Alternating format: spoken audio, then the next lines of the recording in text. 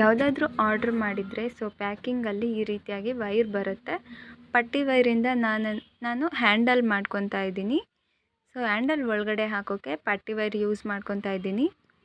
ಈ ರೀತಿಯಾಗಿ ಅಳತೆಯನ್ನು ನೋಡಿಕೊಂಡು ಸಮಾನಾಗಿ ಫೋಲ್ಡ್ ಮಾಡಿಕೊಂಡು ಅಳತೆನ ನೋಡ್ಕೊಳ್ಳಿ, ಕರೆಕ್ಟ್ ಅನಿಸುತ್ತೆ. ಒಂಚೂರು ಹೆಚ್ಚಾಗಿ ವೈರ್ನ ಬಿಡಬೇಕಾಗುತ್ತೆ. ಅದಾದಮೇಲೆ ನಿಮ್ಮ ಹತ್ರ ಪಟ್ಟಿ ವೈರ್ ಇಲ್ಲ ಅಂದ್ಕೊಳ್ಳಿ. ಸೊ ಈ ರೀತಿಯಾಗಿ ನಾರ್ಮಲ್ ಬ್ಯಾಗ್ ವೈರಿಂದನೇ ಅಳತೆ ನೋಡಿಕೊಂಡು ಅದೇ ವೈರ್ನೇ ಒಳಗಡೆ ಇಟ್ಟರು ನಡೆಯುತ್ತೆ. ಸಿಸರ್ ತಗೊಂಡು ಪಟ್ಟಿ ವೈರ್ನ 2 ಭಾಗಕ್ಕೆ ಕಟ್ ಮಾಡ್ತಾ ಇದ್ದೀನಿ.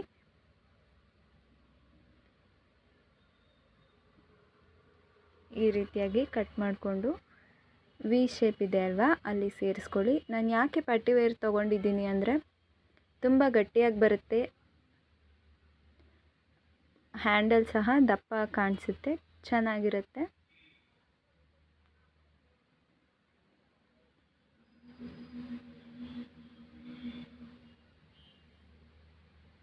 ಅದಕ್ಕಿಂತ ಇದು ಬೆಟರ್ ಅನಿಸುತ್ತೆ. ಸೊ ಹಾಗಾಗಿ ನಾನು ಇದನ್ನೇ ಯೂಸ್ ಮಾಡ್ತೀನಿ.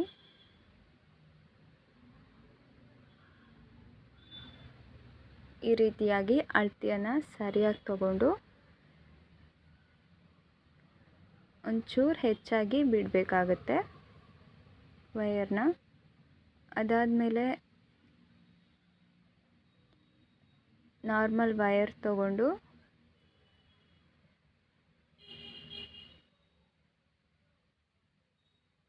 ಈ ರೀತಿಯಾಗಿ 6 ಮೊಳ, 1.5 ಮಾರು ಅಥವಾ 1, 2, 3, 4, 5,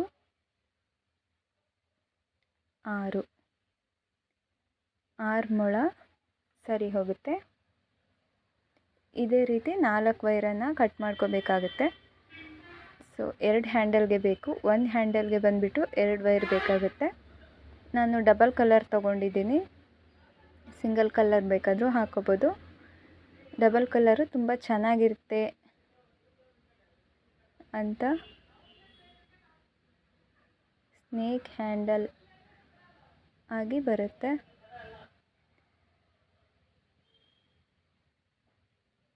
ಈ ರೀತಿಯಾಗಿ ಸೇರಿಸ್ಕೊಂಡು ಸಮನಾಗಿ ನೋಡಿಕೊಂಡು, ಅದಾದಮೇಲೆ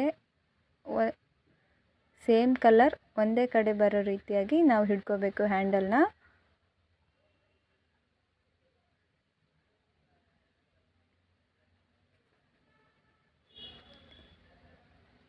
ಈ ರೀತಿಯಾಗಿ ಸೊ ರೆಡ್ ವೈರನ್ನು ವೈಟ್ ವೈರ್ ಇದೆ ಅಲ್ವಾ ಅದರ ಸೆಂಟ್ರಿಗೆ ತೊಗೊಂಡು ಬರಬೇಕು. ಈ ಕಡೆ ವೈಟ್ ವೈರನ್ನು ರೆಡ್ ವೈರ್ ಸೆಂಟ್ರಿಗೆ ತೊಗೊಂಡು ಬರಬೇಕು.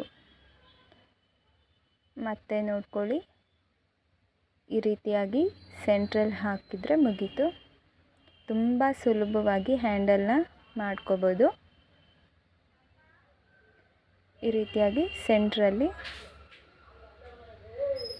ಮೇಲಿನ ವೈರನ್ನು ಹಾಕ್ಕೊತ ಬರಬೇಕು. ಈಗ ಮೇಲಿರೋದು ವೈಟ್ ವೈರು, ಸೊ ಆ ವೈಟ್ ವೈರಿಂದ ರೆಡ್ ವೈರ್ ಒಳಗಡೆ ಸೇರಿಸ್ಕೊತ ಬರ್ತಾ ಇದ್ದೀನಿ. ಈ ರೀತಿಯಾಗಿ ಹಾಕ್ಕೊತ ಹೋಗಬೇಕು. ತುಂಬ ಅಂದರೆ ತುಂಬ ಸಿಂಪಲ್ಲು.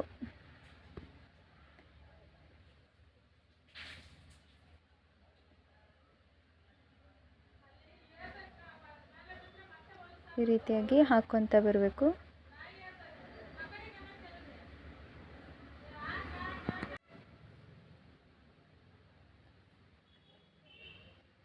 ಫುಲ್ ಇದೇ ರೀತಿಯಾಗಿ ಎಣ್ಕೊತ ಬಂದರೆ ಹ್ಯಾಂಡಲು ನೀಟಾಗಿ ಚೆನ್ನಾಗಿ ಕಾಣಿಸುತ್ತೆ.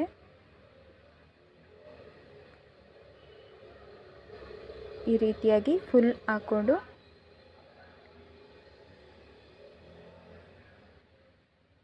ಏನಾದರೂ ಕೆಲಸ ಇದ್ದರೆ ಈ ರೀತಿಯಾಗಿ ಗಂಟನ್ನು ಕಟ್ಟಿ ಬಿಟ್ಟು ಹೋಗ್ಬೋದು. ಈ ರೀತಿಯಾಗಿ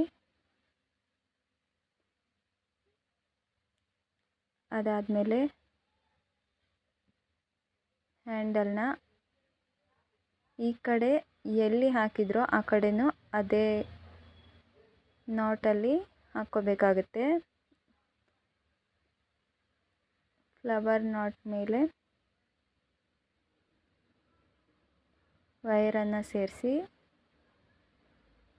ಪಟ್ಟಿ ವೈರನ್ನು ಸಹ ಅದೇ ರೀತಿಯಾಗಿ ಒಳಗಡೆ ಸೇರಿಸಿ,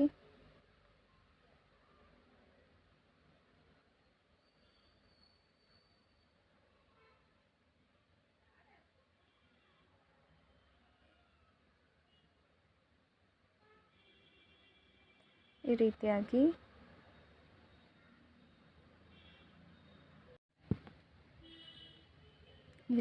ಪಟ್ಟಿ ವೈರನ್ನು ನಾಟ್ ಹಾಕಲಿಕ್ಕೆ ಹೋಗಬಾರ್ದು.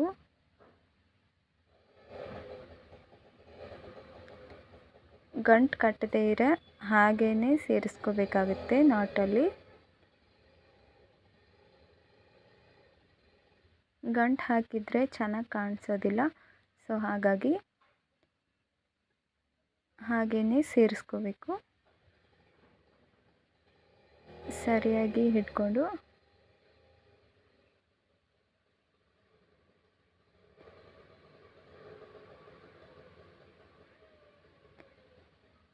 ನಿಮಗೆ ಎಲ್ಲಿ ಕರೆಕ್ಟ್ ಅನಿಸುತ್ತೋ ಅಲ್ಲಿ ಈ ರೀತಿಯಾಗಿ ಸೇರಿಸ್ಕೊತಾ ಹೋದರೆ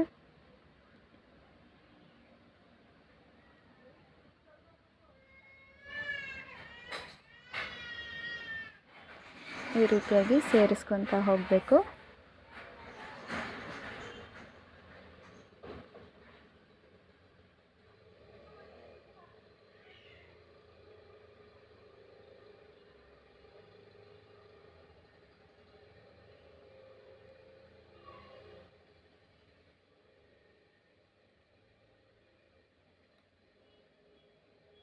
ಕಷ್ಟ ಏನೂ ಆಗಲ್ಲ ಫ್ರೆಂಡ್ಸ್, ತುಂಬಾ ಈಸಿಯಾಗಿದೆ.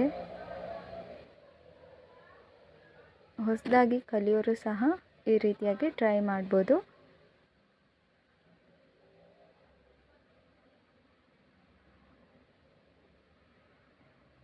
ಸೊ ನಾನೀಗ ಮೇಲಿನ ವೈರನ್ನು ಸಹ ನಾಟ್ ಒಳಗಡೆ ಸೇರಿಸ್ಕೊತಾ ಇದ್ದೀನಿ.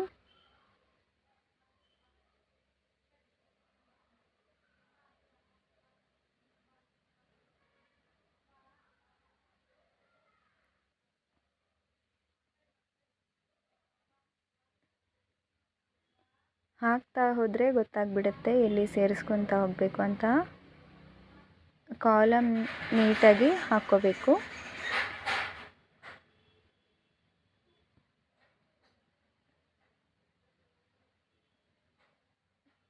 ಒಂದೇ ಕಾಲಮ್ಗೆ ಹಾಕ್ಕೊಂಡೋದ್ರೆ ಅದು ಹಾಕಿರೋದು ಸಹ ಗೊತ್ತಾಗೋದಿಲ್ಲ, ಅಷ್ಟು ನೀಟಾಗಿ ಬರುತ್ತೆ.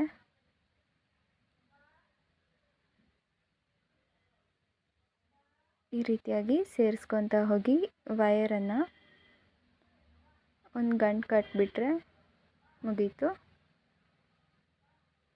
ಗಂಟು ಕಟ್ಟಿಬಿಟ್ಟು ಪಟ್ಟಿ ವೈರ್ನ ನಾವು ಎಲ್ಲಿ ಸೇರಿಸಿದ್ದೀವೋ ಅದ್ರ ಮೇಲ್ಗಡೆನೇ ಬ್ಯಾಗ್ ವೈರನ್ನು ಸಹ ನಾವು ಸೇರಿಸ್ಕೊತಾ ಹೋಗಬೇಕು. ಕಂಪ್ಲೀಟ್ಲಿಯಾಗಿ ಸೇಮ್ ಅದೇ ಥರನೇ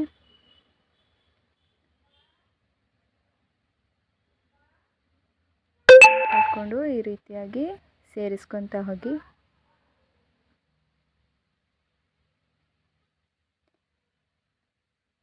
ಸೀಸರ್ ಇದ್ದರೆ ಸೀಸರಲ್ಲಿ ಕಟ್ ಮಾಡಿ ಅಥವಾ ನೈಫಲ್ಲೇ ಕಟ್ ಮಾಡ್ಕೊಂಡ್ಬಿಡಿ.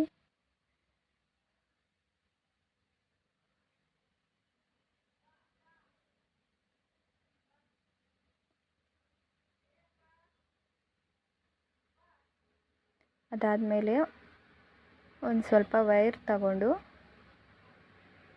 ಈ ರೀತಿಯಾಗಿ ಗಂಟು ಕಟ್ಟೋದ್ರಿಂದ ನೀಟಾಗಿ ಬರುತ್ತೆ.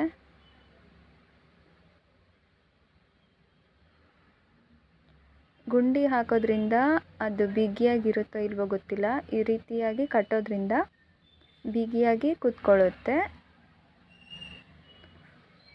ಈ ರೀತಿಯಾಗಿ ಹಾಕ್ಕೊಂಡು ಒಳಗಡೆ ಒಂದು ಗಂಟು ಕಟ್ಕೊಂಡ್ಬಿಟ್ಟು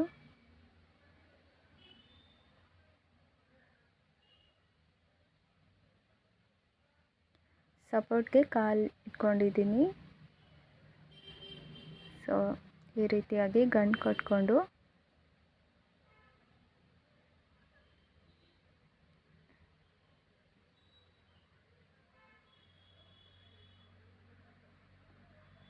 ಹೀಗೆ ಸೇರಿಸ್ತಾ ಹೋಗಿ. ತೀರಾ ಟೈಟಾಗಿ ಎಳಿಬಾರ್ದು, ಅದೆಷ್ಟು ಬರುತ್ತೋ ಅಷ್ಟೇ ಟೈಟಾಗಿ ಎಳೀರಿ, ಇಲ್ಲಾಂದರೆ ವೈರು ಕಿತ್ತು ಬಂದುಬಿಡುತ್ತೆ ಅಥವಾ ಲೂಸ್ ಆಗುತ್ತೆ. ಈ ರೀತಿಯಾಗಿ ಸೇರಿಸ್ಕೊತ ಹೋದರೆ ಆಯಿತು, ಅದು ಬಿಚ್ಕೊಳ್ಳೋದೇನಿಲ್ಲ. ಹೀಗೆ ವೈರನ್ನು ಸೇರಿಸ್ತಾ ಹೋಗಿ ನೀಟಾಗಿ ಕಾಲಮಲ್ಲಿ ಸೇರಿಸಿ. ತುಂಬಾ ನೀಟಾಗಿ ಕಾಣಿಸುತ್ತೆ, ಹಾಕಿರೋದು ಗೊತ್ತಾಗೋದಿಲ್ಲ.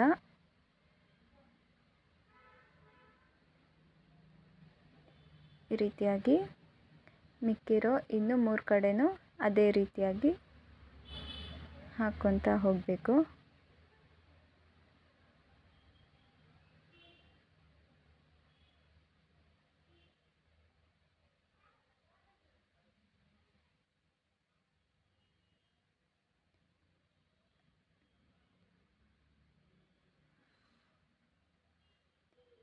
ಸೇಮ್ ಅದು ಹೇಗೆ ಹಾಕಿದ್ದೀವೋ ಎಲ್ಲ ಕಡೆನೂ ಅದೇ ರೀತಿಯಾಗಿ ಸೇರಿಸ್ಕೊತ ಹೋಗಿ. ಫೈನಲಾಗಿ ಈ ರೀತಿಯಾಗಿ ಕಾಣಿಸುತ್ತೆ ಫ್ರೆಂಡ್ಸ್.